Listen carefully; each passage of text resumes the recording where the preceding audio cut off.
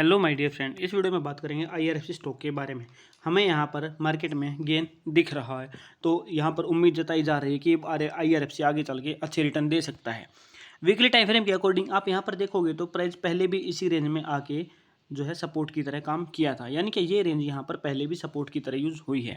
अब बात करते हैं यहाँ पर आगे क्या हो सकता है। तो वीकली कैंडल्स हम यहाँ पर सिलेक्ट किए हुए हैं और मूविंग एवरेज 50 पर ये प्राइस दोबारा आ गया है। अब यहाँ पर इस रेंज में कंसोलिडेट कर रहा है।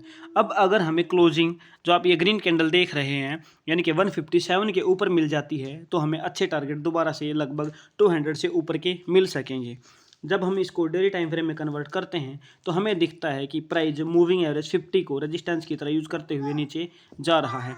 जब प्राइस मूविंग एवरेज 50 को नीचे की तरफ ब्रेकआउट दे देता है तो संभावनाएं रहती हैं कि प्राइस मूविंग एवरेज 200 तक जाएगा, जो कि हमें यहाँ पर जाता दिखा है। लेकिन मूविंग एवरेज 200 को भी जब प्राइस नीचे की तरफ ब्रेकआउट कर देता है तो फिर संभावनाएं होती हैं कि प्राइस मैक्सिमम मूविंग एवरेज 300 पर रिट्रेस लेगा, और अगर यहाँ से रिट्रेस नहीं लेगा तो स्टॉक में बड़ी गिरावट हो सकती है। तो हमें प्राइस यहाँ से मूविंग एवरेज 300 पर सपोर्ट की तरह काम करता दिख रहा है और यहाँ से प्राइस ऊपर जा रहा है।